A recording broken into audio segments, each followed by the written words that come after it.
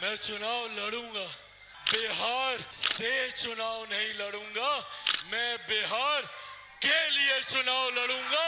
चिराग पासवान, ये कसम खाकर आप लोगों से वादा करता हूं कि जब तक चिराग पासवान जिंदा है, ना आरक्षण को कोई खतरा है, ना संविधान को कोई खतरा है। बिहार विधानसभा चुनाव की तारीख जैसे जैसे पास आ रही है, सियासी सरगर्मी बढ़ती जा रही है। पिछले दिनों चिराग पासवान ने बिहार में विधानसभा चुनाव लड़ने की इच्छा जाहिर की थी। इसके बाद से कयास लगाए जा रहे थे कि चिराग पासवान चुनाव लड़कर एनडीए का चेहरा तो नहीं बनने की कोशिश कर रहे हैं। इस बीच चिराग ने नालंदा के एक रैली में कहा कि मुझे चुनाव लड़ने से रोकने के लिए साजिश रची जा रही है, लेकिन मैं रुकने वाला नहीं हूँ। इस दौरान चर्चा है कि सीएम नीतीश कुमार ने पीएम के रैली के दौरान उन्हें चुनाव न लड़ने की सलाह दी थी, लेकिन चिराग ने एक बार फिर चुनाव लड़ने को लेकर सभी कयासों को खत्म करते हुए चुनाव लड़ने की बात कही है। सुनिए उन्होंने क्या कुछ कहा है। हाँ, मैं चुनाव लड़ूंगा,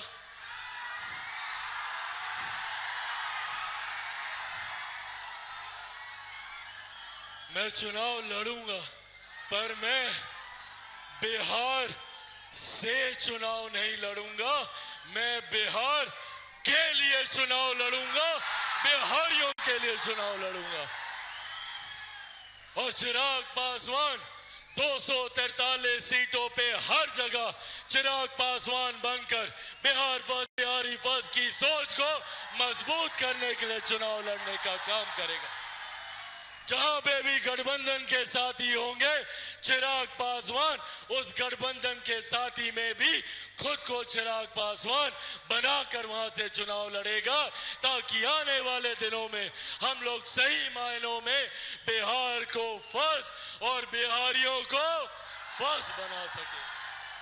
साथियों, आज पुनः इस बहुजन भीम संवाद से, यहाँ पे हुए इस समागम से आप सबको ये विश्वास दिलाना चाहता हूं कि विपक्ष और विपक्ष के नेता और विपक्षी दल कितनी भी ताकत लगा लें, पर वो मुझे मेरे इस लक्ष्य से, मेरे इस संकल्प से तब तक नहीं हटा सकते जब तक चिराग पासवान के साथ आप लोग मजबूती से खड़े हैं।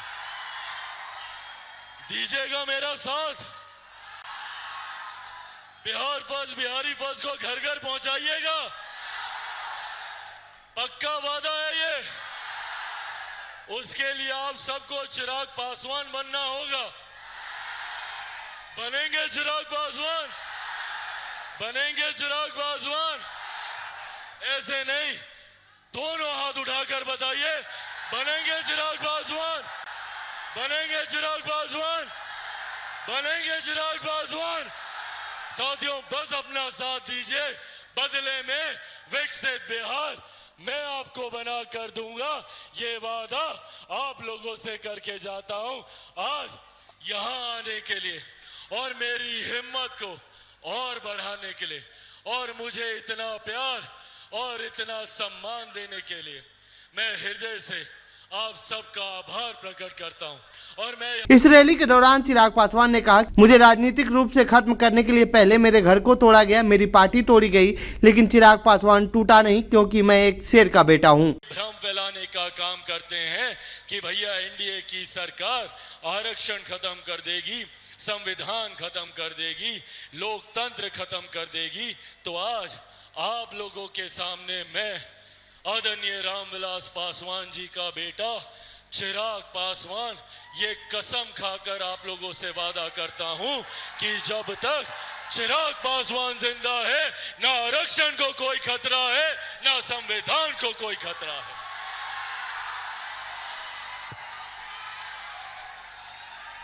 खतरा है तो सिर्फ असामाजिक ताकतों को, उनको खतरा है तो आपराधिक सोच वाले लोगों को, जो लोग अपनी महत्वाकांक्षाओं को पूरा करने के लिए, अपने घर को आगे बढ़ाने के लिए, अपने परिवार को आगे बढ़ाने की सोच रखते हैं।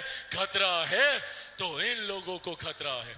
साथियों, मुझ पर कितनी भी ताकत ये लोग आजमा लें, इन्होंने मेरे घर को तोड़ा, सोचा चिराग पासवान टूट जाएगा, नहीं टूटा।